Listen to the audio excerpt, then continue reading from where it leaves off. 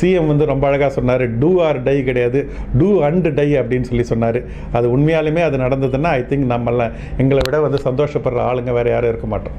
என்னுடைய ஆம்பிஷன் வந்து என்ன வந்து அதாவது இந்தியாவிலேருந்து வந்து உலகத்தில் நம்பர் 1 அப்படின்னு வந்து ஒரு 10 ஃபீல்டில் கூட நம்ம சொல்ல முடியாது. கிட்டத்தட்ட 20% ஆஃப் பாப்புலேஷன் ஆஃப் தி வேர்ல்டில் நம்ம இருக்கிறோம். எதில் நம்ம நம்பர் 1 இந்த சொல்ல முடியாது. ஏன்னா நமக்கு அந்த பெரிய ஆம்பிஷன், பெரிய ட்ரீமு, பெரிய விஷன் எல்லாருக்கூடையும் ஷேர் பண்ணணும்னு ஒன்றும் கிடையாது.